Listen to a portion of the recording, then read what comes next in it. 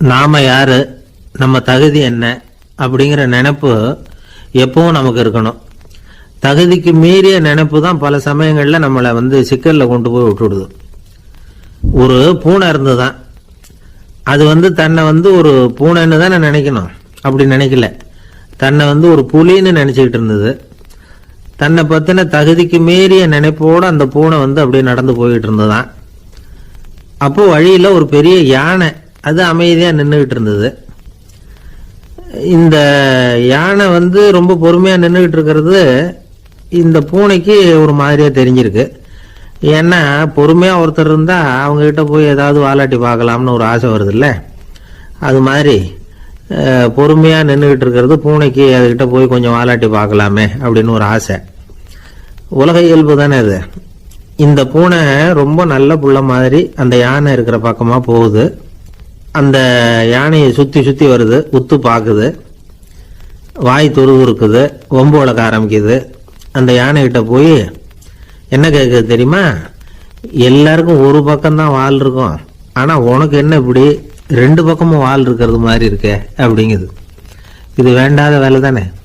இருந்தாலும் அந்த யானை பொறுமையாக பதில் சொல்லுது. அப்படி இல்லை, பின்னாடி இருக்கிறது தான் வால், முன்னாடி இருக்கிறது தும்பிக்கை அப்படிங்குது.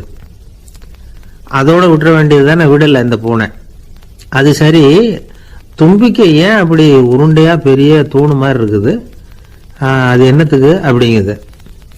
இதுக்கும் அந்த யானை பொறுமையாக பதில் சொல்லுது. ஓ, அதை கேட்குறியா? ஊற்றில் தண்ணி இருக்கும்ல, அதை உறிஞ்சி குடிக்கிறதுக்காக அப்படி இருக்குது அது அப்படின்னுது. சரி, எல்லாருக்கும் பல்லு வாய்க்குள்ளே தானே இருக்கும், உனக்கு என்ன வெளியிலே இருக்கு, அதுவும் இல்லாமல் இவ்வளவு பெருசா இவ்வளவு நீளமாக இருக்கு அப்படின்னு கேட்குது பூனை. இவ்வளவு கேள்விக்கும் பொறுமையாக பதில் சொல்லிக்கிட்டே வருது அந்த யானை. பல்லு ஏன் வெளியில் நீட்டிகிட்டு இருக்குன்னு கேட்குதுல்ல, அதுக்கு அது என்ன பதில் சொல்லுதுன்னா, அதுவா ஒரு புலி என்கிட்ட வாலாட்டுதுன்னு வச்சுக்கா, அந்த சமயத்தில் அதை தாக்குறதுக்காக இது இப்படி இருக்குது அப்படின்னு சொல்லிச்சான். இதை கேட்டதும் பூனை உழுந்து உழுந்து சிரிக்க ஆரம்பிச்சுட்டு தான் அலட்சியமாக. ஏன் சிரிக்கிறேன்னு கேட்டிருக்கு. என்னமோ பாயறது மாதிரி பேசுறிய, மலை எங்கேயாவது பாயறது உண்டா?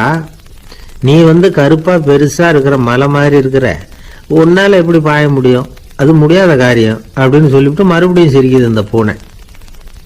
என் உடம்பை பார்த்துட்டு தானே மலைன்னு சொல்கிற, நான் பாய வேண்டிய அவசியம் இல்லை, என்னுடைய எதிரியை பாய வச்சுருவேன் அப்படின்ட்டு. எப்படி பாய வைப்பேன்னு கேட்டுதான் பூனை. இந்த உன்னை பாய வைக்கிறேன் பார் அப்படின்னு சொல்லி அந்த பூனையை அப்படியே தும்பிக்கையால் லேசாக தூக்கி வேகமாக விட்டெறிஞ்சுதான். எங்கேயோ போய் தூரத்தில் பொத்துன்னு விழுந்தது அந்த பூனை. அப்பாடான்னு இடுப்பை பிடிச்சிக்கிட்டே எழுந்திரிச்சு நின்று பார்க்குது. தூரத்தில் அந்த யானை இன்னமும் பொறுமையாக ஆனால் கம்பீரமாக நின்றுக்கிட்டு இருக்குது.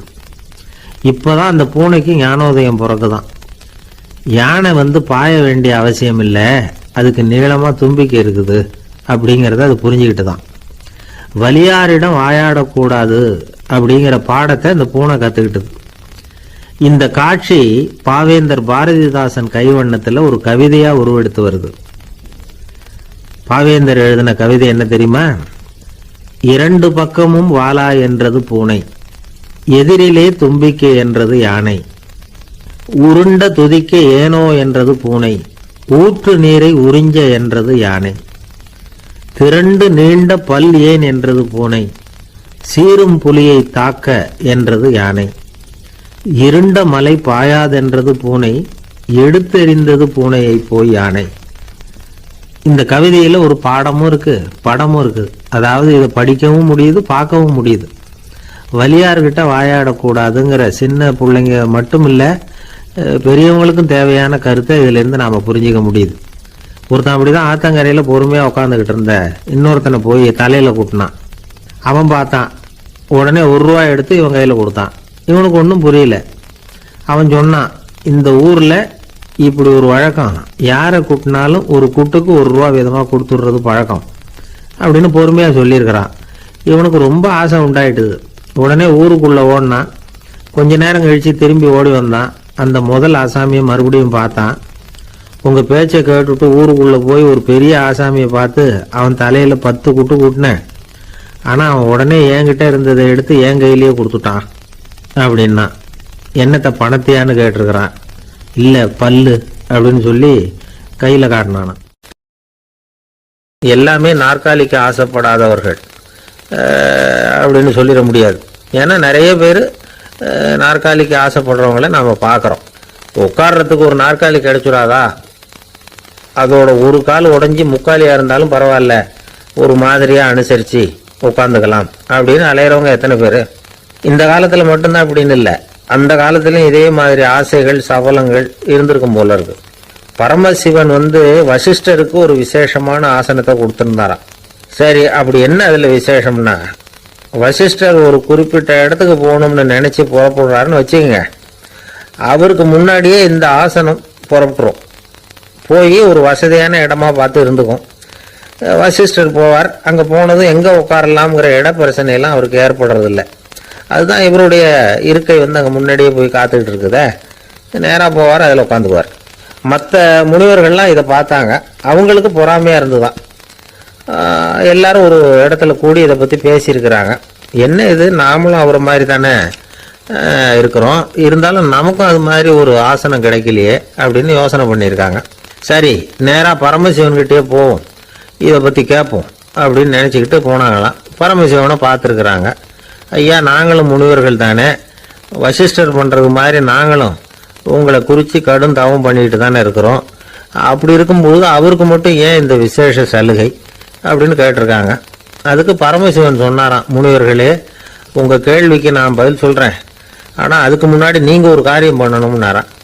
என்ன செய்யணும் சொல்லுங்கன்னு இருக்காங்க. நீங்கள் ஒவ்வொருத்தரும் தனித்தனியாக போய் உங்களை விட உயர்ந்த ஒருத்தரை தேடி கண்டுபிடிச்சி அவருக்கு அதிதி பூஜை பண்ணி அவரை ஒரு மண்டலத்துக்குள்ளே என்கிட்ட அழைச்சிட்டு வந்துருங்க அப்படின்னாராம். சரின்னு எல்லாரும் புறப்பட்டுருக்காங்க. அவங்க போனதுக்கு அப்புறம் நந்தி தேவனை அழைச்சி வசிஷ்டரை கூப்பிட்டுக்கிட்டு வர சொன்னாராம். அவர் வந்தார், வணங்கினார். வசிஷ்டரே, இன்னையிலேருந்து ஒரு மண்டலத்துக்குள்ள உங்களை விட தாழ்ந்தவர் ஒருத்தரை தேடி கண்டுபிடிச்சி அவருக்கு அதிதி பூஜை பண்ணி அவரை என்கிட்ட கூப்பிட்டுட்டு வாங்கன்னு விட்டார். சரின்னு இவரும் புறப்பட்டு போயிட்டார். கொஞ்ச நாள் ஆச்சு. முனிவர்கள்லாம் திரும்பி வந்தாங்க. பரமசிவன் முன்னாடி நின்னாங்க. ஐயா, எவ்வளவோ தேடி பார்த்துட்டோம், எங்களை விட உயர்ந்தவர்கள் யாருமே கிடைக்கல அப்படின்னாங்களாம். வசிஷ்டரும் சேர்ந்தார். ஐயா, எவ்வளவோ தேடி பார்த்தேன், என்னை விட தாழ்ந்தவர் யாருமே கிடைக்கல அப்படின்னாராம். அவரே தொடர்ந்து சொன்னார், என்னுடைய மனைவி எனக்கு அடங்கினவ தானே, அவளுக்காவது அதிதி பூஜை பண்ணி அழைச்சிட்டு வந்துடலாமான்னு யோசிச்சு பார்த்தேன். என்னோட மனசு அதுக்கும் இடம் கொடுக்கல. ஏன்னா அவளோட பதி விரதத்துக்கு முன்னாடி நாம ஏமாத்திரம் அப்படின்னு யோசிச்சு பார்த்தேன். அதனால அந்த எண்ணத்தையும் கைவிட்டுட்டேன் அப்படின்னு ரொம்ப வருத்தத்தோட சொன்னாராம். இதை கேட்ட உடனே மற்ற முனிவர்களுக்கு வெக்கமா போச்சு. இந்த உலகத்துல நம்மளை விட மேலானவங்க யாருமே இல்லைன்னு நாம நினைச்சோம். வசிஷ்டரோ தன்னை விட தாழ்வானவங்க யாருமே இல்லைன்னு நினைக்கிறார். பரமசிவன் ஏன் அந்த ஆசனத்தை அவருக்கு மட்டும் கொடுத்தார் அப்படிங்கிற கேள்விக்கான பதில் அவங்களுக்கு கிடைச்சிட்டு தான். இந்த காலத்துல நாம எப்படி நினைக்கிறோம்னா, எல்லாரும் நம்மளை விட மட்டமானவங்கன்னு நினைக்கிறோம். அதனால நாம மட்டும் நாற்காலியில் உட்காந்தா போதும் அப்படின்னு நினைக்கிறோம். ஏமாந்து போனவங்க சந்தர்ப்பம் பார்த்து காலை வாரி விட்டுறாங்க, கீழே விழுந்து காலை உடைச்சிக்கிறோம். அதுதான் இன்னைக்கு நடக்கிறது. ஒரு அம்மா தன்னோட வீட்டுக்காரரை ஒரு மனோதத்துவ டாக்டர்கிட்ட அழைச்சிட்டு போனாங்களாம். என்ன ப்ராப்ளம்னு கேட்டிருக்காரு டாக்டர். எங்க வீட்டுக்காரர் அடிக்கடி நாற்காலியில் உட்காந்து காலை உடைச்சிக்கிறார் அப்படின்னாங்களாம். அப்படின்னா அந்த நாற்காலியில தான் ஏதோ கோளாறு அப்படின்னாராம் டாக்டர். அப்படி இருக்க முடியாது டாக்டர் அப்படின்னாங்களாம் அந்த அம்மா. அது எப்படி அவ்வளவு உறுதியா சொல்றீங்கன்னு கேட்டிருக்காரு அந்த டாக்டர். எங்க வீட்டுல நாற்காலியே கிடையாது டாக்டர், இவரு இருக்கிறதா நினைச்சுக்கிட்டு உட்கார்றார், அதுதான் ப்ராப்ளம். அப்பா, மின்சார பல்பு ஃபீஸா போயிட்டுது, வேற ஒண்ணு வாங்கி மாட்டணும் அப்படின்னா பையன். சரி, போய் புதுசா ஒண்ணு வாங்கிட்டு வாடா அப்படின்னு காசு கொடுத்தாரு அப்பா. இவன் ஓடி போய் வாங்கிட்டு வந்தான். அப்பா கிட்ட கொடுத்தான். அவர் மாட்டினார். அதுக்கப்புறம் அவரை பார்த்து ஒரு கேள்வி கேட்டான். ஏன்பா, இந்த பல்பு ஏன் உடைய மாட்டேங்குது அப்படின்னா. இது என்னடா கேள்வி, நாம கீழே போடல அதனால உடையலன்னார். அப்பாவோட புத்திசாலித்தனம் அவ்வளவுதான். ஆனா பையன் கேட்டது அந்த அர்த்தத்துல இல்ல. ஒரு மின்சார பல்பு குமிழின் கண்ணாடி இருக்குல்ல, அதோட கனம் எவ்வளவு இருக்கும், ஒரு 1/2 மில்லிமீட்டர் அவ்வளவுதான் இருக்கும் அந்த கனம். அவ்வளவு மெலிசா இருக்கிற ஒரு கண்ணாடி குமிழ இந்த ஹோல்டர்ல மாற்றம் நம்ம விரலால அழுத்தி பிடிச்சி திருக வேண்டியிருக்கு. அந்த சமயத்துல அப்படி செய்யறப்ப அது உடையறது இல்ல. நம்ம விரலோட அழுத்தத்தை தாங்கி நிற்கிற அளவுக்கு அதுக்கு பலம் எங்க இருந்து வந்தது? இதுதான் பையன் கேட்ட கேள்வியோட அர்த்தம். இந்த காலத்து பிள்ளைங்களுக்கு விஞ்ஞான அறிவு அதிகம், அதனால இப்படி எல்லாம் கேள்வி கேட்பாங்க. அப்பாவுக்கு தெரியுதா இல்லையான்னு சோதிக்கிறதுக்காக கூட இப்படி கேட்பாங்க. இந்த மாதிரி சோதனைக்கெல்லாம் இந்த காலத்து அப்பாக்கள் தயாரா இருக்கணும். இல்லைன்னா பையன் அலட்சியமா நினைச்சிருவான். மின்சார பல்பு கண்ணாடி மெலிசா இருந்தாலும் நாம அழுத்தி பிடிக்கிறப்போ அது உடையாம இருக்கிறதுக்கு காரணம் நாம இயற்கையோட ஒரு தத்துவத்தை அதுல பயன்படுத்தி இருக்கிறோம். அது என்ன இயற்கையின் தத்துவம்? அதுதான் முட்டை ஓட்டு தத்துவம். இது இயற்கை உருவாக்கின ஒரு தத்துவம். ஆதி காலத்திலேயே இயற்கை இந்த தத்துவத்தை உருவாக்கி விட்டது. அதாவது பறவைகளோட முட்டை ஓடு எப்படி இருக்கு, அதோட கனம் எவ்வளவு இருக்கும்? மின்சார பல்பு மாதிரி தானே, ரொம்ப மெலிசா தான் இருக்கு. பறவைகள் இனவிருத்திக்காக முட்டை போடணும். அந்த முட்டை எப்படி இருக்கணும்?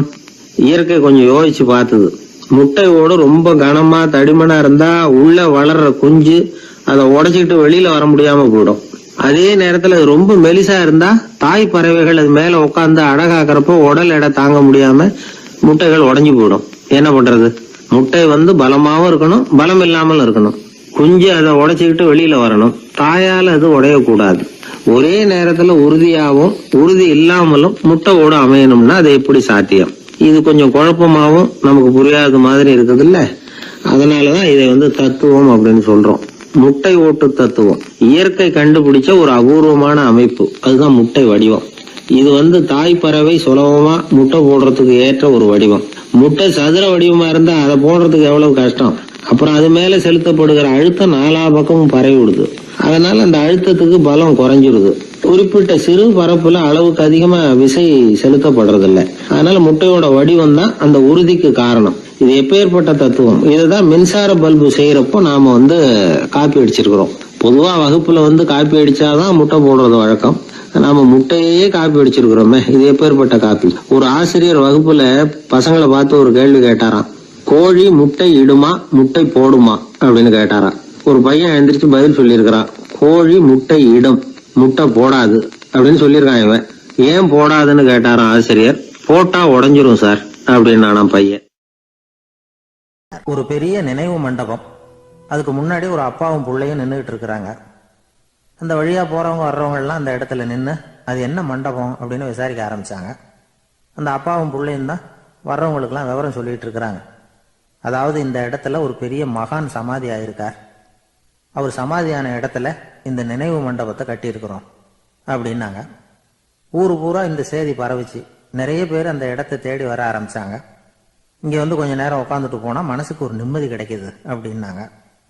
அங்க இருந்த உண்டியல்ல நிறைய காசு போட்டுட்டு போறாங்க. பணம் கிடுகிடுன்னு நிறைய சேர ஆரம்பிச்சுட்டுது. பணம் நிறைய சேர்ந்த உடனே அந்த அப்பாவுக்கும் பிள்ளைக்கும் தகராறு வந்துட்டுது. பணம் சேர்ந்தாலே சொத்து தகராறு வரத்தானே செய்யும். அது மாதிரி வந்துட்டுது. பையன் அடிக்கடி நிறைய பணம் கேட்க ஆரம்பிச்சான். அப்பா பார்த்தார், யோசனை பண்ணார், ஒரு முடிவுக்கு வந்தார். ஒரு நாள் பையனை கூப்பிட்டார். இதை பாருப்பா, நமக்குள்ள தகராறு வேணாம். அப்பாவும் பிள்ளையும் இப்படி சண்டை போட்டுக்கிட்டா பாக்குறவங்க தப்பா நினைப்பாங்க. அதனால நமக்குள்ள சமரசமா இதை தீர்த்துக்குவோம், என்ன சொல்ற அப்படின்னார் அப்பா. சரி நான் பையன். உடனே அந்த அப்பா என்ன பண்ணார் தெரியுமா? மகன்கிட்ட கொஞ்சம் பணத்தை கொடுத்தார். தன்கிட்ட இருந்த ஒரு கழுதையையும் கொடுத்தார். இதை வச்சு நீ பொழைச்சிக்கோ அப்படின்னு சொல்லி அனுப்பி வச்சுட்டார். மகன் அந்த கழுதையை இழுத்துக்கிட்டு அடுத்த ஊருக்கு போனான். வழியிலேயே அந்த கழுதை செத்து போச்சு. உடனே என்ன பண்ணலாம்னு யோசனை பண்ணான். ஒரு ஐடியா வந்தது. அந்த கழுதையை ஒரு சாலை ஓரமாக புதைச்சான். கையில் இருந்த பணத்தை வச்சு அந்த இடத்துல ஒரு கல் மண்டபம் கட்டினான். அந்த வழியாக 2 பேர் வந்தாங்க. இது என்ன மண்டபம்னு விசாரிச்சாங்க. இந்த இடத்துல ஒரு பெரிய மகான் சமாதி ஆயிருக்கிறார் அப்படின்னா. இந்த செய்தி ஊர் பூரா பரவ ஆரம்பிச்சுட்டுது. நிறைய பேர் வந்து போக ஆரம்பிச்சாங்க. இங்கே வந்தால் மனசுக்கு ஒரு பெரிய நிம்மதி கிடைக்குது அப்படின்னு வேற சொல்ல ஆரம்பிச்சாங்க. வர வர கூட்டம் அதிகமாக வர ஆரம்பிச்சுட்டுது. உண்டியலில் பணம் நிறைய சேர்ந்துட்டுது. நகையெல்லாம் கூட கழட்டி காணிக்கையா போட ஆரம்பிச்சுட்டாங்க. அப்பாவை விட மகன் பெரிய ஆளாயிட்டான். இதை கேள்விப்பட்டார் அப்பா. பையனை பார்த்துட்டு வரலாம்னு ஒரு நாள் புறப்பட்டு வந்தார். பையன் ஓஹோன்னு இருக்கிறான். பங்களா, காரு எல்லாம் வந்துட்டுது. எப்படிடா இந்த அளவுக்கு ஆனே அப்படின்னு விசாரிச்சார். அப்பா, எல்லாம் உங்க ஆசீர்வாதம் தான். நீங்க கொடுத்த மூலதனத்தை வச்சுதான் இவ்வளவும் சம்பாதிச்சேன் அப்படின்னு நான் பையன். அது எப்படிறான்னு விசாரிச்சார்.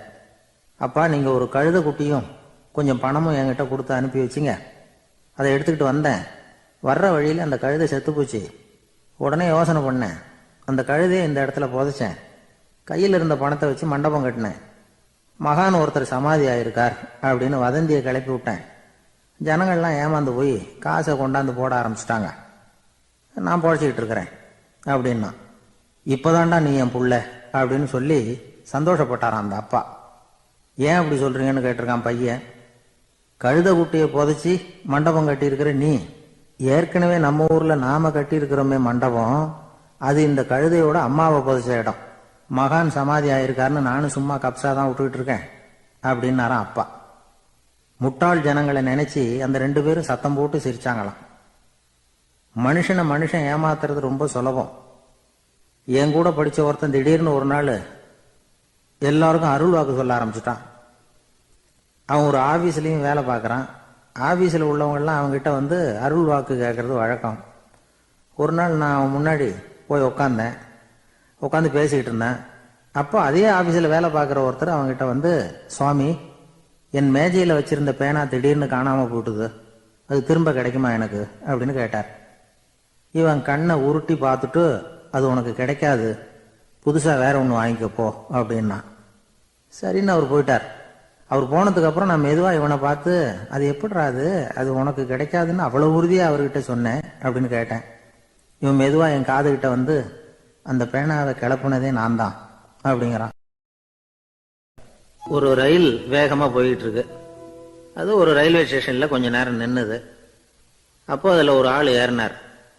தலையில ஒரு மூட்டையை வச்சிருந்தார். மூட்டையை தலையில சுமந்துக்கிட்டே உள்ள வந்தாரு. மூட்டையை தலையில சுமந்துக்கிட்டே ஒரு இடத்துல உட்கார்ந்தார்.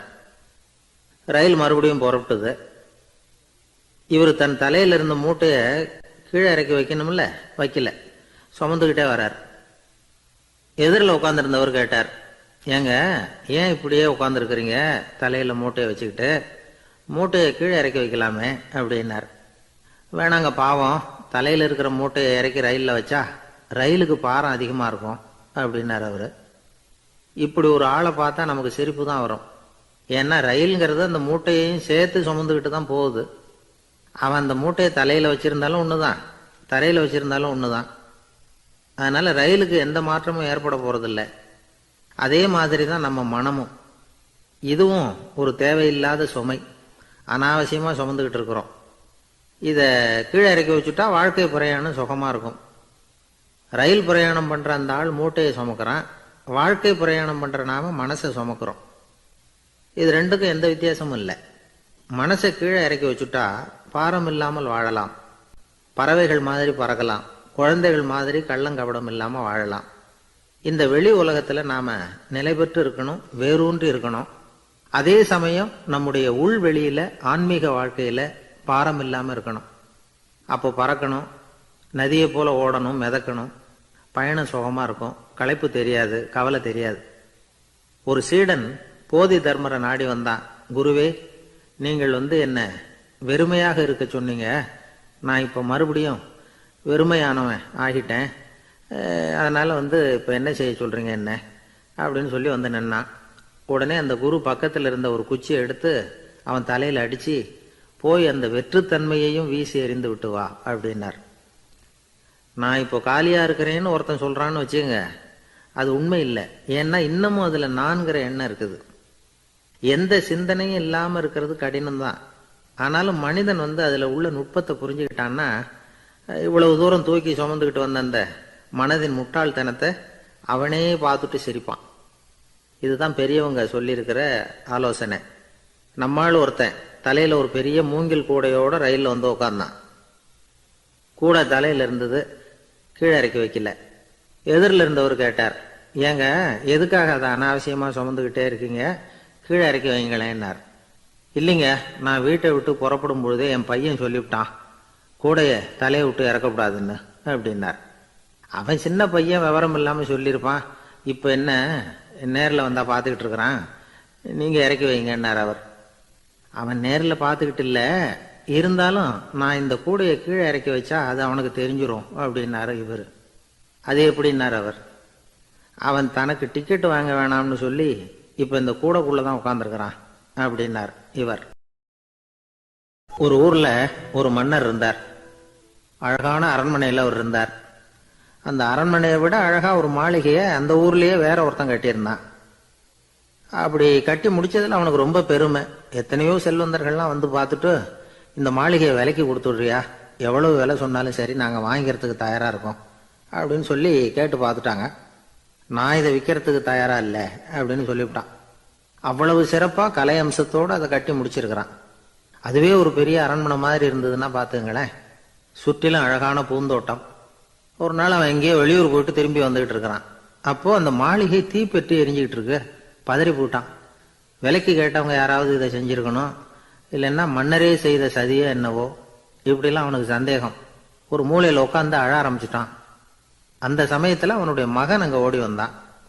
அப்பா அழாதீங்க, இதை நான் நேற்று ராத்திரியே நம்ம ஊர் மன்னருக்கு வித்துட்டேன். இதை கட்டி முடிக்க நமக்கு எவ்வளவு செலவாச்சோ அதை போல 3 மடங்கு விலைக்கு வித்துட்டேன். கவலைப்படாதீங்க, இதை விட அழகான மாளிகையை நாம புதுசா கட்டிக்கலாம்னா. இதை கேட்டதும் அழுதுகிட்டு இருந்தவன் அழுகையை நிறுத்தினான். சிரிக்க ஆரம்பிச்சுட்டான். இதே இடத்த நான் மன்னர்கிட்ட இருந்து விலைக்கு வாங்குவேன், இதை விட அழகான மாளிகையை கட்டுவேன் அப்படின்னு சுத்தி நின்ன எல்லார்கிட்டையும் சொல்லிக்கிட்டு இருந்தான். இந்த சமயத்துல அவனோட இளைய மகன் ஓடி வந்தான். அப்பா, அண்ணன் சொன்னதெல்லாம் சரிதான், மன்னர்கிட்ட விலை பேசினதெல்லாம் உண்மைதான். ஆனா வித்தது பேச்சு அளவுல தான். இனிமேதான் பத்திரம் வாங்கணும், எழுதணும், நீங்க கையெழுத்து போடணும், பதிவு பண்ணணும், மன்னர்கிட்ட பணம் வாங்கணும். அதுக்காகத்தான் உங்களை எதிர்பார்த்துக்கிட்டு இருந்தோம். அதுக்குள்ள இப்படி ஆயிட்டுதுன்னா. இப்ப சிரிச்சுக்கிட்டு இருந்தவன் சிரிப்பை நிறுத்தினான். மறுபடியும் குழந்தை மாதிரி அழ ஆரம்பிச்சுட்டான். இது ஒரு சம்பவம். இதுல இருந்து என்ன தெரியுது? அந்த அழகான மாளிகை தன்னுடையது அப்படின்னு நினைக்கும் பொழுது அவனுக்கு அழுகை வந்தது. அது தன்னுடையது இல்லை அப்படின்னு நினைக்கிற போது சிரிப்பு வந்தது. மறுபடியும் அது தன்னுடையதுதான் அப்படிங்கிற உணர்வு வரும்பொழுது அழுகை. எது எதிலிருந்து நீ நீங்கி இருக்கிறாயோ அது அதிலிருந்து உனக்கு துன்பம் இல்லை அப்படிங்கிறார் திருவள்ளுவர். இந்த உடம்பு என்னுடையதில்லை அப்படிங்கிற உணர்வு வந்துட்டா அது ஒரு பெரிய நிலை. அந்த நிலை வரணும். எல்லாத்தையும் பயன்படுத்திக்கலாம், ஆனா பற்றுல விழுந்துடக்கூடாது. உலகத்தில் இருங்கள், ஆனால் உலகத்தவராக இருக்காதீர்கள். உலகிற்குள் இருங்கள், உலகம் உங்களுக்குள் வந்துவிட அனுமதிக்காதீர்கள். விலகி இருங்கள், விழித்திருங்கள், மௌனமாய் பார்த்திருங்கள் அப்படிங்கிறது சான்றோர் கருத்து. செய்ய வேண்டிய கடமையிலிருந்து விலகி இருக்கிறவர்கள் நம்ம கிட்ட நிறைய பேர் உண்டு. அப்படிப்பட்ட ஒருத்தர் டாக்டர் கிட்ட போனார். டாக்டர், நான் ஒரு கவர்மெண்ட் ஆபீஸ்ல வேலை பார்க்கறேன், எனக்கு ஒரே அசதியா இருக்கு, என்னை சோதிச்சு பாருங்க, ஆலோசனை சொல்லுங்க ஏதாவதுன்னார். டாக்டர் அவரை பரிசோதனை பண்ணி பார்த்துட்டு சொன்னார், இதோ பாரு, உனக்கு இப்போ தேவைப்படுறது முழு ஓய்வு. நீ எவ்வளவு சீக்கிரமா ஆபீஸுக்கு போறியோ அவ்வளவுக்கு உனக்கு நல்லது அப்படின்னாராம். ஒரு ஆள் இருந்தார். அவரு தன்னை ஒரு குருன்னு சொல்லிக்கிட்டார். மௌன குரு, வாயை திறக்கிறது இல்லை. அவருக்கு 2 சீடர்கள் உண்டு. இவங்க தான் வர்றவங்க கிட்ட பேசுவாங்க, விளக்கம் கொடுப்பாங்க. ஒரு நாள் இந்த சீடர்கள் 2 பேரும் எங்கேயோ வெளியில போயிட்டாங்க. அந்த நேரம் பார்த்து ஒருத்தர் அங்க வந்தார். குரு கிட்ட போனார். குருவே, புத்தர்னா என்ன அப்படின்னு கேட்டார். குருவுக்கு ஒன்றும் புரியல. அவர் உண்மையான குருவா இருந்தாவில புரியும். திருன்னு முழிக்க ஆரம்பிச்சார். இந்த நேரம் பார்த்து இந்த சீடர்களும் எங்கேயோ போயிட்டாங்களே, என்ன பண்றது, உதவிக்கு யாராவது கிடைக்க மாட்டாங்களா அப்படின்னு அப்படியே சுற்றுமுற்றும் பார்த்தார். வந்தவர் இதை கவனிச்சார். ஏதோ புரிஞ்சுக்கிட்ட மாதிரி அடுத்த கேள்வியை கேட்டார். தர்மம்னா என்ன சுவாமி அப்படின்னார். குருவுக்கு ரொம்ப சங்கடமா போச்சு. நம்ம நிலைமை இப்படி ஆயிட்டுதே, இக்கட்டில் விட்டுட்டு போயிட்டாங்களே, எங்கேயோ இப்படி மாட்டிக்கிட்டோமே அப்படின்னு சொல்லி விட்டத்தை பார்த்தாராம். அப்புறம் குனிஞ்சு தரைய பார்த்தார். அப்படியே உட்காந்துட்டார். வந்தவர் உடனே அடுத்த கேள்விக்கு போயிட்டாராம். தியானம்னா என்ன சுவாமின்னாராம். பாவம் என்ன பண்ணுவார் அந்த குரு, பேசாம கண்ணை கெட்டியா மூடிக்கிட்டார். இது ஏதடா வம்பா போச்சுன்னு. இவர் இப்படி பண்ணா கூட வந்தவர் சளைக்கல. இன்னொரு கேள்வியும் கேட்டார். ஆசீர்வாதம்னா என்னன்னாராம். இவர் பார்த்தார், இப்படியே போனா இவர் கேள்வி கேட்கறத நிறுத்த மாட்டார்னு நினைச்சுக்கிட்ட எனக்கு ஒண்ணுமே தெரியாதுங்கிற பாவனையில 2 கையையும் விரிச்சு காட்டினாராம். வந்தவர் முகத்துல மகிழ்ச்சி, மன நிறைவு, ஏதோ எல்லாம் புரிஞ்சுக்கிட்ட ஒரு மாதிரி அங்கிருந்து புறப்பட்டு போனார். வழியில அந்த குருவோட சீடர்கள் 2 பேரையும் சந்திச்சார். உங்க குருவை நாங்க பார்த்துட்டு வரோம் அப்படின்னாராம். இவரு என்ன நடந்ததுன்னு கேட்டிருக்காங்க அவங்க. இவர் விவரமா சொன்னாராம். உங்க குரு தெரியுமா, எப்பேற்பட்ட ஞானி தெரியுமா, புத்தர்னா என்னன்னு கேட்டேன். அதுக்கு அவர் அப்படியும் இப்படியும் பார்த்தார். அதுக்கு என்ன அர்த்தம் தெரியுமா, மக்கள் புத்தரை அங்கேயும் இங்கேயும் தேடுறாங்க, உண்மையில அவர் அங்கேயும் இங்கேயும் தேடி கண்டுபிடிக்க முடியாது அப்படிங்கறத அவர் செய்கை மூலமா உணர்த்தினார். அதுக்கப்புறம் தர்மம்னா என்னன்னு கேட்டேன். ஒரு மேலையும் கீழையும் பார்த்து தர்மம் சமமானது, அதுல உயர்வு தாழ்வு இல்லை அப்படிங்கிறத உணர்த்தினார். அதுக்கப்புறம் தியானம்னா என்னன்னு கேட்டேன். கண்ணை மூடிக்கிட்டார். கண்ணை மூடி காணும் அற்புதம் அதுங்கிறத புரிஞ்சுக்கிட்டேன். கடைசியா ஆசீர்வதிக்கப்படுறது பத்தி கேட்டேன். கைகளை நீட்டி உதவுறது தான் அது அப்படிங்கிறத 2 கையையும் விரிச்சு உணர்த்தினார். எவ்வளவு பெரிய மகான் அவரு அப்படின்னு சொல்லிவிட்டு அவர் பாட்டுக்கு போயிட்டார். சீடர்கள் அதுக்கப்புறம் மெதுவாக குரு கிட்ட வந்து சேர்ந்தாங்களாம். அவங்கள பார்த்ததும் குருவுக்கு கோபம் வந்துட்டுது. அடே பாவிகளா, எங்கடா போய் தொலைஞ்சிங்க? நான் ஒரு ஆளுகிட்ட மாட்டிக்கிட்டு என்ன பாடுபட்டிருக்கேன் தெரியுமா அப்படின்னாராம். இது மாதிரி தான் சாதாரண மனிதர்களின் புற வேடங்களில் மயங்கி போயிடுறோம். அவங்க பேச்சு, செய்கை, பார்வை இதுல எல்லாம் ஏதோ பெரிய தத்துவம் இருக்கிறதாக நினைச்சுக்கிறோம். உண்மையிலேயே அந்த தத்துவங்கள் யாருக்கு சொந்தம்? அவங்களுக்கு இல்லை, நமக்கு தான் சொந்தம். நாம தானே அதை கற்பிச்சுக்கிட்டோம். நம்மை நாம அடையாளம் கண்டுக்கிறது இல்லை. நாம யாருங்கிறது நமக்கு புரியறது இல்லை. அதுதான் இன்னைக்கு நடக்கிறது. அதனால தான் அடுத்தவங்களை தேடி ஓடிட்டு இருக்கிறோம். சில வீடுகளில் கூட இது மாதிரி சைகைகள் உண்டு. சில குடும்ப தலைவர்கள் தினமும் காலையில் கண்ணை கெட்டியாக மூடிக்கிட்டு கை 2யும் சுத்தமாக விரித்து வச்சுக்கிட்டு உட்காந்து தியானம் பண்ணுறது வழக்கம். எதுக்காக அப்படி பண்ணுறீங்கன்னு ஒருத்தரை பார்த்து கேட்டேன். இந்த மாதம் வாங்கின சம்பளம் பூரா தீர்ந்து போச்சு. இனிமேல் என் கையில் சுத்தமாக ஒன்றும் இல்லை. புதுசாக எதுவும் செலவு வச்சுடாத அப்படிங்கிறத அப்படி உள்ளங்கை 2யும் விரித்து காட்டி அவங்களுக்கு உணர்த்தினேன். அவ்வளவுதான் அப்படின்னு. ஒரு நாள் ஒரு நண்பரை சந்தித்தேன். உங்கள் வீடு எதுன்னு உங்களுக்கு தெரியுமா சார்ன்னு. அவர் என்ன ஒரு மாதிரியாக பார்த்தார். அப்புறம் சொன்னார், தெரியும் அப்படின்னாரு. சரி, உங்கள் தொலைபேசி எண் உங்களுக்கு தெரியுமான்னு. அதுவும் தெரியும்னார். உங்கள் மனைவி மக்கள் யார் யாருன்னு உங்களுக்கு தெரியுமான்னு கேட்டேன். என்ன ஒரு மாதிரியாக பார்த்தார். அப்புறம் சொன்னார், அதுவும் தெரியும் சார் அப்படின்னார். சரி, நீங்கள் யாருன்னு உங்களுக்கு தெரியுமான்னு கேட்டேன். இப்போதான் அவர் முழிக்க ஆரம்பிச்சார். அவர் மட்டும் அப்படி இல்லை, நாம எல்லாருமே அப்படிதான். எதிரில் நிற்கிறது யாருங்கிறது தெரியும், நாம யாருன்னு நமக்கு தெரியாது. உண்மையிலேயே நாம யார்? இந்த கேள்விக்கான பதில தான் வாழ்க்கை பூரா நாம தேடிட்டு இருக்கிறோம். புத்தர் என்ன சொல்றாரு தெரியுமா? நீங்க கடவுளை பத்தி கவலைப்பட தேவையில்லை, உங்களை பத்தின கவலை உங்களுக்கு இருந்தா போதும் அப்படிங்கிறார். நான் யார், எனக்கு ஏன் இந்த கவலை அப்படின்னு உங்களை நீங்களே கேட்டுக்குங்க அப்படிங்கிறார். நாம ஏன் கடவுளை படைச்சோம்? அது ஒரு நழுவல் முயற்சியாம். அதாவது தன்னிடமிருந்து தானே தப்பிக்கிற ஒரு முயற்சியாம். இப்படிதான் அதை சொல்றாங்க அறிஞர்கள்லாம். மக்கள் பொய்யான பிரச்சனைகள்ல ஆர்வமா இருக்கிறாங்க. அதுக்கு தீர்வு காணவும் முயற்சி பண்றாங்க. கடவுளை பத்தி விவாதிக்க எல்லாருக்கும் விருப்பம். தன்னுடைய சுயம் பற்றிய பிரஜையே இருக்கிறது இல்ல. ஆகக்கூடிய விஷயம் என்னன்னா, கடவுள் சமாளிப்புக்கு பயன்படுத்தப்படுகிறார். மனவியல் என்ன சொல்லுது தெரியுமா? கடவுள், சொர்க்கம், மறுபிறவி இதை பத்தி எல்லாம் பேச ஆரம்பிக்கிறவங்க யார் தெரியுமா? போருக்கு போறவன், துன்பத்துல சிக்கி கஷ்டப்படுறவன், நோய் படுக்கையில விழுந்தவன், இவங்க தான். நாம அனுபவத்திலே பார்க்கிறோமே இதையெல்லாம். கடவுளை துணைக்கு கூப்பிடுறவங்க யாருன்னு கவனிச்சு பாருங்க. பரீட்சை எழுத போறவன், வேலை தேடி அலையிறவன், பண நெருக்கடியில் இருக்கிறவன், விபத்துல சிக்கிக்கிட்டவன், இவங்கெல்லாம் தான். தேர்வுல வெற்றி பெற்றதும் அவரை துணைக்கு கூப்பிடுறது இல்லை, வேலை கிடைச்சதும் அவர் துணை தேவைப்படுறது இல்லை. ஏன் இப்படி? கொஞ்சம் யோசனை பண்ணி பாருங்க. துன்பம் வருகிற போது அந்த துன்பத்தை தவிர்க்க வேண்டிய நிலையில அதிலிருந்து நழுவி போறதுக்காக பிரார்த்தனை தேவைப்படுது. எல்லாம் நல்லபடியா நடக்கிறப்போ பிரார்த்தனை செய்யறது இல்லை. புத்தருடைய வழி என்ன தெரியுமா? அந்த வழியில கடவுளும் கிடையாது, பிரார்த்தனையும் கிடையாது. புத்தர் செய்தது இதைத்தான். அதாவது கடவுள்கிட்ட இருந்து மனிதனையும், மனிதன் கிட்ட இருந்து கடவுளையும் அவர் விடுவித்தார். புத்த மதம் என்ன சொல்லுது தெரியுமா? கடவுள் பிரச்சனை அல்ல, மனிதன் தான் உண்மையான பிரச்சனை அப்படின்னு சொல்லுது. உங்களை நீங்க நல்லா தெரிஞ்சுக்கிட்டா போதும், நீங்களே கடவுள் ஆயிடுவீங்க அப்படிங்கிறது தான் புத்த மதம். அதனால நமக்கு தேவை உள்முக பயணம். நான் யார் அப்படிங்கிற கேள்வியோட உள்ள போகணும். அங்க போனாதான் தெரியும் நான் அப்படின்னு அங்க யாருமே இல்லைங்கிறது. இதெல்லாம் புத்தர் சொல்லுகிற ஒரு தத்துவம்.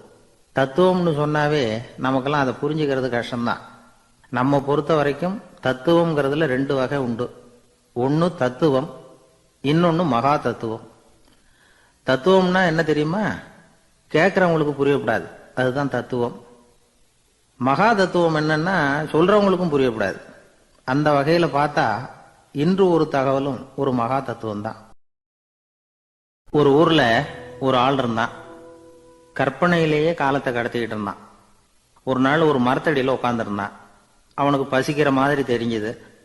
உடனே கற்பனையிலேயே சாப்பிட ஆரம்பிச்சுட்டான். அதாவது எதிரில் இலை போட்டு சாப்பாடு போடப்பட்டிருக்கிறதாகவும் அதை இவன் சாப்பிட்றதாகவும் நினச்சிக்கிட்டு கையை மட்டும் வாய்க்கும் தரைக்குமா அப்படியும் இப்படியும் கொண்டுகிட்டு போய் பாவனை பண்ணிகிட்டே இருக்கிறான். தூரத்தில் இருந்து பார்க்குறவங்களுக்கு இவன் ஏதோ பலமான விருந்து சாப்பிட்டுக்கிட்டு இருக்கிறான் அப்படின்னு தான் தோணும். அது மாதிரியே பண்ணிக்கிட்டு இருந்தான். அந்த வழியாக ஒரு சன்னியாசி வந்துக்கிட்டு இருந்தார். இவனை பார்த்தார். என்ன இவன் இப்படி பண்ணிகிட்டு இருக்கிறானே அப்படின்னு நினச்சாரு. கொஞ்ச நேரம் அவனையே உத்து பார்த்துக்கிட்டு இருந்தார். இவரை பார்த்ததும் அவன் இன்னமும் சுவாரஸ்யமாக சாப்பிட ஆரம்பிச்சுட்டான். அப்பப்பா என்ன இது, இந்த குழம்பு இவ்வளவு காரமாக இருக்கு, என்னுடைய நாக்கே எரிஞ்சு போடும் போல இருக்கு அப்படின்னு சொல்லிட்டு பக்கத்தில் ஒரு குவளையை எடுத்து தண்ணி குடிக்கிறது மாதிரி பாவனை பண்ணுறான். அப்பாடா இப்போ கொஞ்சம் பரவாயில்ல அப்படின்னு சொல்லிட்டு குவளையை கீழே வைக்கிறது மாதிரி ஒரு பாவனை பண்ணுறான். சன்னியாசி பார்த்தார். என்னப்பா சாப்பாட்டில் காரம் அதிகமோ அப்படின்னார். ஆமாம் சுவாமி, ஞாபகம் மறதியில் கொஞ்சம் மிளகாய் அதிகமாக சேர்த்துக்கிட்டேன் அப்படின்னா. சரி சாப்பிடு அப்படின்னு சொல்லிட்டார். அவன் சாப்பிட்டு முடிக்கிற வரைக்கும் பொறுமையாக உட்காந்துருந்தார். அவன் அப்பாடா அப்படின்னு சொல்லிட்டு மறுபடியும் தண்ணியை எடுத்து குடித்தான். எல்லாம் கற்பனையிலேயே. அதுக்கப்புறம் சன்னியாசி பேச ஆரம்பித்தார். இதை பாருப்பா, உன்னுடைய கற்பனையை நான் மெச்சுறேன். இருந்தாலும் உன் சாப்பாட்டில் ஒரு இனிப்பையும் வச்சிருக்கலாமே, ஏன் மிளகாயை அளவுக்கு அதிகமாக போட்டுவிட்டு அவஸ்தைப்படுறேன் அப்படின்னார். அவன் யோசிக்க ஆரம்பித்தான். அதுக்கப்புறம் இவர் சொன்னார், இதை பாருப்பா, இனிமேல உன்னுடைய கற்பனையும் உயர்ந்ததாக இருக்கட்டும் அப்படின்னு உபதேசம் பண்ணிவிட்டு போனார். எப்பவும் உயர்வை பற்றியே சிந்திக்கணும். உயர்வு கிடைக்கலன்னா கூட அப்படி சிந்திக்கிறத நிறுத்தப்படாது அப்படிங்கிறார் திருவள்ளுவர். உள்ளுவது எல்லாம் உயர் உள்ளல், மற்ற அது தள்ளினும் தள்ளாமை நேர்த்து. ஊக்கம் இல்லாமல் உலகத்தில் வாழ்ந்து பிரயோஜனம் இல்லை. அதனால உயர்வாகவே சிந்திக்கணும். அது நம்மளை ஊக்கப்படுத்தும். இது பெரியோர் வாக்கு. இந்த உலகத்தில் கற்பனையிலேயே வாழ்கிற சில கஞ்சர்களும் உண்டு. அதாவது 2 கஞ்சர்கள், 2 பேரும் பக்கத்து பக்கத்து ஊர்ல இருந்தாங்க. பொங்கல் சமயம் ஒரு கஞ்சன் தன்னுடைய மகனை கூப்பிட்டான். இதோ பாருப்பா, பக்கத்து ஊர்ல என்னுடைய நண்பன் ஒருத்தன் இருக்கிறான், அவனுக்கு பொங்கல் பரிசு ஏதாவது கொடுக்கணும், நான் ஒரு 4 ஆட்டுக்குட்டியை தரேன், நீ கொண்டுகிட்டு போய் கொடுத்துட்டு வந்து விடுறியா அப்படின்னு கேட்டான். சரி நான் புள்ள, ஒரு பைய கையில் எடுத்துக்கோன்னா. அவன் எடுத்துக்கிட்டான். இந்த ஆட்டுக்குட்டி பிடிச்சிக்கோ அப்படின்னு சொல்லி ஒவ்வொன்றா போடுறேன் பார் அப்படின்னு சொல்லிட்டு 1 2 3 4 அப்படின்னு எண்ணிக்கிட்டே வெறும் சைகையாலேயே ஆட்டுக்குட்டியை பிடிச்சி போடுறது மாதிரி பாவனை பண்ணிக்கிட்டு இருக்கிறான். அவன் பிள்ளையும் அதை ரொம்ப அக்கறையாக வாங்கிக்கிறது மாதிரி வாங்கிக்கிட்டு அந்த பையை தூக்கிக்கிட்டு அடுத்த ஊருக்கு போகிறான். இவன் அங்கே போய் சேர்ந்த நேரத்தில் அந்த கஞ்சன் ஊரில் இல்லை, எங்கேயோ வெளியில் போயிருக்கிறான். அவனோட புள்ள மட்டும்தான் வீட்டில் இருந்தான். இவன் அவங்கிட்ட, இதை பாரு, எங்கள் அப்பா உங்கள் அப்பாவுக்கு ஆட்டுக்குட்டி கொடுத்து அனுப்பியிருக்கிறாரு, பிடிச்சிக்கோ அப்படின்னு சொல்லி பாவனையிலேயே ஒவ்வொன்றா எடுத்து அவங்ககிட்ட கொடுத்துட்டான். அவனும் வாங்கிட்டான் வாங்கிறது மாதிரி. அப்புறம் சொன்னான், சரிப்பா, நானும் பதிலுக்கு ஏதாவது ஒன்றுகிட்ட கொடுக்கணும் இல்லையா, அதனால் அந்த பைய புடி, ஒரு 10 எலுமிச்சம்பழம் தரேன், பதிலுக்கு அதை நீ எடுத்துகிட்டு போ அப்படின்னு சொல்லி கையாலேயே ஒவ்வொன்றா எடுத்து போடுறது மாதிரி பாவனை பண்ணிவிட்டான். அவனும் ரொம்ப நன்றி அப்படின்னு சொல்லிவிட்டு அதை வாங்கிட்டு போயிட்டான். கொஞ்ச நேரம் கழிச்சு வெளியில் போயிருந்த அப்பங்காரன் திரும்பி வந்தான். உள்ள சொன்னான், அப்பா, உன்னோட நண்பர் அவருடைய மகன் மூலமாக உனக்கு 6 ஆட்டுக்குட்டி கொடுத்து அனுப்பியிருந்தார், நானும் பதிலுக்கு ஒரு 10 எலுமிச்சம்பழம் கொடுத்து அனுப்பியிருக்கிறேன் அப்படின்னா. எப்படிடா கொடுத்தேன்னு கேட்டார் அப்பா. இப்படிதான் கொடுத்தேன்னு சொல்லி சைகையிலேயே காட்டினான். இதை பார்த்ததும் அப்பங்காரனுக்கு பயங்கரமாக கோபம் வந்துட்டுது. பலார்னு அரைஞ்சுட்டான் பையனு. ஏன்பா அரைஞ்ச, 10 எலுமிச்சம்பழம் கொடுத்துட்டேனே அப்படிங்கிறதுக்காகவா அப்படின்னு கேட்டான். அது கூட பரவாயில்ல, நீ காட்டுற சைகையை பார்த்தா ஆரஞ்சு பழம் சைஸுக்கு இருக்குதே, அவ்வளவு பெருசா ஏன் கொடுத்த, அதுதான் எனக்கு கோபம் அப்படின்னா. ஒரு ஊர்ல ஒரு சித்தர் இருந்தார், சூஃபி சித்தர். அவர் ஞானம் பெற்ற ஒரு சித்தர். ஒரு நாள் அந்த நாட்டு மன்னன் அவரை பார்க்கறதுக்காக வந்தான். என்ன வேணும் உனக்குன்னு கேட்டார்.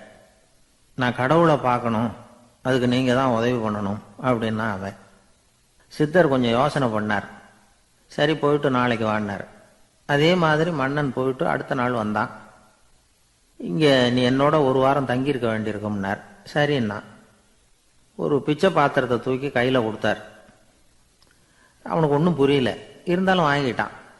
வாங்கிட்டு இதை என்ன செய்யணும் அப்படின்னு கேட்டான். இதை ஒன்றும் செய்ய வேணாம், இதை எடுத்துக்கிட்டு பக்கத்தில் உள்ள கிராமங்களுக்கு போ, வீடு வீடாக பிச்சை எடுத்துக்கிட்டு வா, அப்படி வந்த பிறகுதான் உனக்கு சாப்பாடும் ஓய்வும் கிடைக்கும். ஒரு வாரம் இப்படி செய், அதுக்கப்புறம் 8வது நாள் நாம கடவுளை பத்தி யோசிக்கலாம் அப்படின்னார். இப்படி ஒரு சொன்னதை கேட்டதும் அந்த அரசனுக்கு அதிர்ச்சி ஆயிட்டுது. ஒரு மாதிரி ஆயிட்டான். தன்னுடைய சொந்த நாட்டில் சொந்த குடிமக்கள் கிட்ட போய் பிச்சை எடுக்கிறதா அப்படின்னு யோசனை பண்ணி பார்த்தான். அதுக்கப்புறம் மெதுவா அவன் அந்த சித்தரை பார்த்தான். ஐயா, சொந்த நாட்டிலேயே பிச்சை எடுக்கிறதுன்னா எனக்கு ஒரு மாதிரியா இருக்கு, வெக்கமா இருக்கு. நான் வேணும்னா வெளி தேசத்துல எங்கேயாவது போய் பிச்சை எடுக்கவா அப்படின்னு கேட்டான். இதுக்கு அந்த சித்தர் ஒரு சம்மதிக்கலை. இதோ பாரு, உன்னால பிச்சை எடுக்க முடியலன்னா பேசாம திரும்பி அரண்மனைக்கே போயிடு.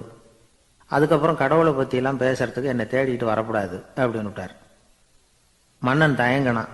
இருந்தாலும் மனசை சரி பண்ணிட்டு சம்மதிச்சான். சரிங்க, ஒரு வாரம் இங்க தங்குறேன், நீங்க சொல்றது மாதிரி பக்கத்து கிராமங்களுக்கு போறேன், வீடு வீடா பிச்சை எடுக்கிறேன், வர்றேன் அப்படின்னா. ஒரு வாரம் தெரு தெருவா பிச்சை பாத்திரத்தோட அலைஞ்சான். சொந்த ஊர்ல சொந்த குடிமக்கள் கிட்ட பிச்சை எடுத்தான். 7 நாள் முடிஞ்சது. 8வது நாள் அந்த சித்தர் மன்னனை கூப்பிட்டார். இப்படி வாழ்னார். வந்தான். இனிமே நீ கடவுளை பத்தி என்கிட்ட கேட்கலாம்னார். இனிமே கேட்கறதுக்கு ஒண்ணுமே இல்லை சுவாமின்னா இவன். ஒரு வார காலம் பிச்சை எடுத்த பிறகுதான் கடவுளை காண முடியும் அப்படின்னு நான் கனவு கூட காணவில்லைன்னா. அப்படின்னா நீ பிச்சை எடுத்த காலத்துல அப்படி என்னதான் நடந்தது அப்படின்னு கேட்டார் அவரு. சுவாமி, ஒரு வார காலம் பிச்சை எடுத்ததுல என்னுடைய ஆணவம் அழிஞ்சுட்டுது. அது இப்போ இருக்கிற இடமே தெரியல. இப்ப அதை காணவே காணோம். பிச்சைக்காரனா இருந்தப்போ பெற்றதை மன்னனாக இருக்கும்போது பெற முடியாதுங்கிறத புரிஞ்சுக்கிட்டேன் அப்படின்னா மன்னன். அடக்கம் பிறந்தவுடன் தெய்வீக கதவுகள் திறந்து கொள்ளுகின்றன அப்படிங்கிறார் ஓஷோ. நம்மால் ஒருத்தன் ஆணவம் அழியணுங்கிறதுக்காக ஒரு திருவோட்டை எடுத்துக்கிட்டு தெரு தெருவா பிச்சை எடுக்க ஆரம்பிச்சான். என்ன, தெய்வீக கதவுகள் திறந்துதா அப்படின்னு கேட்டார் ஒருத்தர். தெய்வீக கதவு திறக்கிறதுக்கு முன்னாடியே எங்க வீட்டு கதவு சாத்திக்கிட்டுதுன்னா. என்னடா சொல்றேன்னார். இனிமே வீட்டுக்குள்ளேயே வர வேணாம், இதையே தொழிலா வச்சுக்கோ அப்படின்னு எங்க வீட்டுல சொல்லிவிட்டாங்க சார் அப்படின்னா. ஒரு ஊர்ல ஒரு ஆள் இருந்தான். அவனுக்கு வெளிநாட்டுக்கு போகணும்னு ஆசை. ஆனா அவனுக்கு எந்த மொழியும் தெரியாது. இருந்தாலும் சமாளிச்சுக்கலாம்னு முடிவு பண்ணிட்டு கிளம்பிட்டான். ஏதோ ஒரு தேசத்துக்கு போய் சேர்ந்தான். அங்க அவனுக்கு யாரையும் தெரியாது. அவங்க என்ன மொழியில பேசிக்கிறாங்க அப்படிங்கிறது கூட புரியல. என்ன பண்றதுன்னு யோசனை பண்ணிட்டு ஒரு இடத்துல நின்றுகிட்டு இருக்கிறான். எதிர ஒரு பெரிய கட்டடம். நிறைய பேர் உள்ள போயிட்டு இருக்கிறாங்க. இவனும் அவங்க பின்னாடியே உள்ள போனான். ஒரு பெரிய அறை, அலங்காரம்லாம் பண்ணி வச்சிருக்கிறாங்க. நிறைய பேர் சாப்பிட்றதுக்காக உட்காந்துருக்குறாங்க. இவனுக்கு நல்ல பசி. அதனால இவனும் உட்காந்தான். சாப்பாடு போட்டாங்க, சாப்பிட்டான். அன்பான உபசரிப்பு. இவன் மனசு உள்ள நினைச்சுக்கிட்டான், இது ஏதோ அரசருடைய அரண்மனை மாதிரி தெரியுது. இன்னைக்கு ஏதோ விருந்து நடக்குது. நல்ல வேளை நம்ம பசியும் தீர்ந்தது அப்படின்னு நினைச்சுக்கிட்டே நிமிர்ந்து பார்க்கறான். சாப்பாடு பரிமாறினவன் எதிரில் ரொம்ப பணிவோட முதுக வளைச்சி வணக்கம் தெரிவிச்சான். இவனும் எழுந்திருச்சு நின்று முதுக வளைச்சி வணக்கம் தெரிவிச்சான். ரொம்ப நன்றின்னா. அவன் ஒரு சீட்டை இவன் கையில கொடுத்தான். இவன் அதை வாங்கி பார்க்கறான். என்ன எழுதியிருக்குன்னு ஒன்றும் புரியல. சரி, இந்த நாட்டில் தங்களுடைய நன்றியை சீட்டில் எழுதி தான் கொடுப்பாங்க போல இருக்கு அப்படின்னு நினைச்சுக்கிட்டு மறுபடியும் நன்றின்னா. ஆனா அவன் காசை கொடுங்கன்னா. ஏன்னா அது ஒரு ஹோட்டல். இவன் சாப்பிட்டதுக்கான பில் அது. இவன் அதை புரிஞ்சிக்கவே இல்லை. நன்றின்னு அந்த சீட்டில் எழுதி கொடுக்குறாங்க போல இருக்கு அப்படின்னு நினைச்சுக்கிட்டு அதை வாங்கி சட்டை பையில பத்திரமா வச்சுக்கிட்டு பரவாயில்லைங்க, ரொம்ப மகிழ்ச்சின்னா. ஒரு வெளிநாட்டுக்காரனுக்கு இவ்வளவு தூரம் மரியாதை பண்றீங்களே, எங்க ஊருக்கு போனதும் உங்களை பத்தி நிறைய சொல்லுவேன் அப்படின்னா. இவன் என்ன சொல்றான்னு அவனுக்கு புரியல. இவனை பிடிச்சி அழைச்சிட்டு போய் முதலாளி முன்னாடி நிறுத்தினான். நாம சொன்னதுல இவனுக்கு ரொம்ப பெருமையா இருக்கணும் போல இருக்கு, அதுதான் பெரிய இடத்துக்கு அழைச்சிட்டு வந்திருக்கிறான் அப்படின்னு இவன் நினைச்சுக்கிறான். அவரும் பில்லுக்கான பணத்தை கொடுங்கிறாரு. பரவாயில்லைங்க, ரொம்ப மகிழ்ச்சி, நன்றிங்கிறான் இவன். அவரு பார்த்தார், இவனை நீதிமன்றத்துக்கு அனுப்பி வச்சுட்டார். இவன் என்ன நினைச்சுக்கிட்டான், நம்மளை இந்த ஊர் ராஜா முன்னாடியே அழைச்சிக்கிட்டு வந்து நிறுத்தி இருக்கிறாங்க போல இருக்கு, என்ன ஒரு பெருந்தன்மை அப்படின்னு நினைச்சுக்கிறான். நீதிபதி சொன்னார், சாப்பிட்டதுக்கான பணத்தை கொடுத்துரு, இல்லைன்னா அதுக்கான தண்டனை அனுபவிக்க வேண்டி இருக்கும்னார். ராஜாவே நமக்கு நன்றி சொல்றாரு போல இருக்கு அப்படின்னு நினைச்சுக்கிறான் இவன். என் மகிழ்ச்சிக்கு எல்லையே இல்லைங்க அப்படின்னா. அவரு பார்த்தார், இவனுக்கு தண்டனை கொடுக்க வேண்டியதுதான் அப்படின்னு முடிவு பண்ணார். உடனே தீர்ப்பு எழுதினார். இவனை கழுதையில பின்புறமா உட்கார வைங்க, இவன் ஒரு மோசடிக்காரன் அப்படின்னு ஒரு போர்டு எழுதி அவன் கழுத்துல மாட்டுங்க, அப்புறம் அந்த கழுதையை ஊரு பூரா விரட்டுங்க அப்படின்னார். இவனுக்கு தான் மொழி புரியலையே, ஏதோ நடக்குது அப்படிங்கிறது மட்டும் புரியுது. எல்லாரும் சேர்ந்து இவனை ஒரு கழுதை மேல உட்கார வச்சாங்க. ஓஹோ, நம்மளை பாராட்டி ஒரு ஊர்வலம் நடத்துறாங்க போல இருக்கு அப்படின்னு நினைச்சுக்கிறான் இவன். எல்லாரும் சத்தம் போட்டுக்கிட்டு கையை தட்டிக்கிட்டு கழுதை பின்னாடி ஓடி வர்றாங்க. இவனுக்கு ரொம்ப உற்சாகமா இருக்குது. எல்லாருக்கும் கை கூப்பி வணக்கம் சொல்லிக்கிட்டே போறான். கூட்டத்துல திடீர்னு ஒரு தெரிஞ்ச முகம் தெரியுது. அவனுடைய தேசத்தை சேர்ந்த ஒரு ஆள் அவன். அவனை பார்த்ததும் இவனுக்கு ரொம்ப உற்சாகம். நம்ம ஊருக்கு போனதும் இங்க நமக்கு கிடைச்ச மரியாதையெல்லாம் உண்மைதான்னு சொல்றதுக்கு ஒரு சாட்சியும் கிடைச்சுட்டுது அப்படின்னு நினைச்சுக்கிறான். அவனை பார்த்து கத்தனான், நல்லா பார்த்துக்க, இந்த ஊர் மக்கள் எனக்கு எப்படிப்பட்ட வரவேற்பு கொடுக்குறாங்கிறத நல்லா கவனிச்சுக்கோ அப்படிங்கிறான். அவனுக்கு அவமானமா போட்டுது. தலையை குனிஞ்சுக்கிட்டே நழுவி போயிட்டான். இவன் பார்த்தான், அவன் தலை தெரியல. ஆகா, அவனுக்கு நம்ம மேல பொறாம போல இருக்கு, அதனாலதான் காணாம போயிட்டான் அப்படின்னு நினைச்சுக்கிறான். இப்படி ஒரு வேடிக்கை கதையை பெரியவங்க சொல்றது உண்டு. கதை வேடிக்கையா இருந்தாலும் இதுல உள்ள கருத்து என்ன தெரியுமா? அந்த கழுதை மேல உட்கார்ந்துருக்கிறானே, அது மாதிரிதான் நாமளும் அகங்காரம்ங்கிற கழுதை மேல உட்காந்துக்கிட்டு இருக்கோமா. நாமளும் கிட்டத்தட்ட அதே மாதிரி பிரம்மையில தான் இருக்கிறோமா. என்ன நடக்குதுங்கிறதே புரியறது இல்லை. அகங்காரத்துல பேசுறவனுக்கும் சித்த சுவாதீனம் இல்லாம பேசுறவனுக்கும் அதிக வித்தியாசம் இருக்கிறது இல்லை. அது மாதிரி ஒருத்தன் தன்னுடைய வீட்டை சுத்தி சேற்ற வாரி இறைச்சிக்கிட்டு இருந்தானா. அந்த வழியா வந்த ஒரு பெரியவர் அதை பார்த்திருக்கார். என்னப்பா பண்ணிட்டு இருக்கிற அப்படின்னு கேட்டாராம். கழுதைகளை விரட்டிக்கிட்டு இருக்கிறேன் அப்படின்னானா. இங்க கழுதைகளே காணுமே அப்படின்னாராம் அவரு. அதுதான் ஏற்கனவே விரட்டி விட்டனே அப்படின்னானா இவன். ஒரு பள்ளிக்கூடம் வகுப்பு நடந்துகிட்டு இருக்கு. ஆசிரியர் பாடம் நடத்திக்கிட்டு இருக்கிறார். நடத்தி முடிச்ச உடனே கேட்டார், மாணவர்களே, இதுவரைக்கும் நான் நடத்தின பாடத்துல உங்களுக்கு ஏதாவது சந்தேகம் இருக்கா அப்படின்னு கேட்டார். அப்புறம் ஒவ்வொருத்தரா கேட்டார். ஒரு மாணவன் எழுந்திருச்சான். சார், எனக்கு சந்தேகம் எதுவுமே இல்லைன்னா. ஏன்னு கேட்டார். ஏன்னா எனக்கு நீங்க நடத்தின பாடம் தெளிவா புரிஞ்சுட்டுது, அதனால சந்தேகம் வரலன்னா. இன்னொரு மாணவன் எழுந்திருச்சான். சார், எனக்கும் சந்தேகம் எதுவும் இல்லைன்னா. ஏண்டான்னு கேட்டார். ஏன்னா எனக்கு நீங்க நடத்தின பாடம் எதுவுமே புரியல, அதனால சந்தேகம் வரல அப்படின்னா. இந்த இடத்துல நாம கொஞ்சம் சிந்திச்சு பார்க்கணும். இந்த உலகத்துல எல்லாம் புரிஞ்ச ஒருத்தனுக்கும் சந்தேகம் வராது, எதுவுமே புரியாத ஒருத்தனுக்கும் சந்தேகம் வராது. அறகுறையா புரிஞ்சுக்கிட்டவன் இருக்கான் பாருங்க, அவனுக்கு தான் அடிக்கடி சந்தேகம் வரும். ஆக மாணவர்களை இந்த 3 வகையா பிரிக்கலாம். அதே மாதிரி தான் மனிதர்களையும் 3 வகையா பிரிக்கிறாங்க ஆன்மீகவாதிகள். ஒரு ஆன்மீக பெரியவர் என்ன சொல்றாரு தெரியுமா? இந்த உலகத்துல 3 வகையான மனிதர்கள் இருக்கிறாங்களாம். முதல் வகை எப்படி தெரியுமா? இவங்களுக்கு எதையும் தெரிஞ்சுக்கணுங்கிற அவசியமே கிடையாது. ஏன்னா அவங்களுக்கு எல்லாமும் தெரியும். இவங்க ஞானத்தின் முழு வடிவா இருக்கிற காரணத்தினால அவங்களுக்கு எந்த சந்தேகமும் இல்லை, எந்த கேள்விகளும் கிடையாது. இந்த நிலையில இருக்கிறவன் கிருஷ்ணன். எல்லாத்துக்கும் விட தெரிஞ்சுக்கிட்ட நிலையில அவன் விடையாக மாறிவிட்டான் அப்படின்னு சொல்லுவாங்க. 2வது நிலையில இருக்கிறவன் அர்ஜுனன். இவனுக்கு எப்ப பார்த்தாலும் கேள்விதான், சந்தேகம்தான். பதில் சொல்ல சொல்ல அவனுக்கு இருக்கிற சந்தேகமும் அதிகமாகிட்டே இருக்கும், குறையவே குறையாது. அர்ஜுனன் மாதிரி உள்ளவங்க எப்பவும் கேள்வி கேட்டுக்கிட்டே இருப்பாங்க. ஒரு கேள்விக்கு விட கிடைச்சுட்டுன்னு வைங்க, உடனே இன்னொரு கேள்வி அவங்க கிட்ட இருந்து வரும். கிருஷ்ணனுடைய நிலை எப்படின்னா அது கேள்விகளே அற்ற ஒரு நிலை. அர்ஜுனனுடைய நிலை எப்படின்னா அது கேள்விகளை தவிர வேறு எதுவும் அற்ற ஒரு நிலை. இவங்களை தவிர இன்னொரு ஆள் இருக்கிறான், அவனுக்கும் கேள்விகள் அற்ற ஒரு நிலை தான். அவன் யாருன்னா துரியோதனன். இவனுக்கு தெரிஞ்சுக்கணுங்கிற எண்ணமே சுத்தமா கிடையாது. ஆவலே இல்லைங்கிறதுனால அதை புரிஞ்சுக்கணுங்கிற அவசியமும் இல்லை. அதனால அவனுக்கு கேள்விகள் அற்ற ஒரு நிலையில அவன் இருந்துகிட்டு இருக்கிறான். எல்லா பதிலும் தெரிந்து கொண்ட நிலையில கிருஷ்ணனும் கேள்விகள் அற்ற நிலையில இருக்கிறான். தெரிஞ்சுக்கணுங்கிற ஆவலே இல்லாத துரியோதனனும் கேள்விகள் அற்ற நிலையிலே இருக்கிறான்.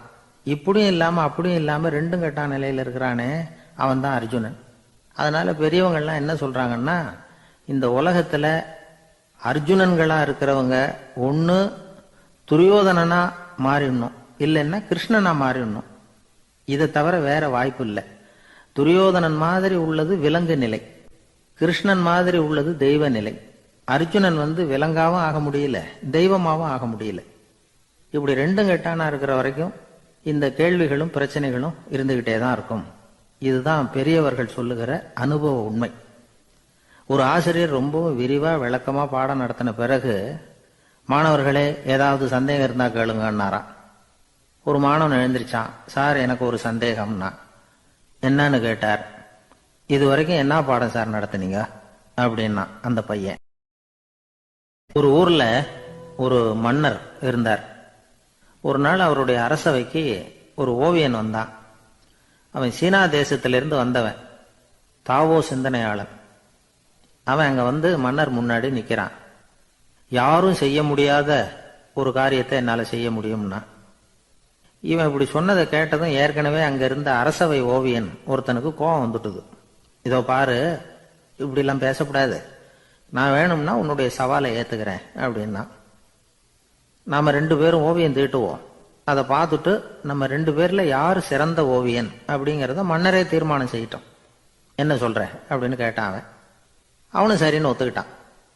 போட்டி ஆரம்பமாச்சு. அரசர் அவங்களுக்கு 2 சுவர்களை ஒதுக்கி கொடுத்தார். 6 மாச காலம் அவகாசம் கொடுத்தார். 2 ஓவியர்களும் அவங்கவங்க வேலையை ஆரம்பிச்சாங்க.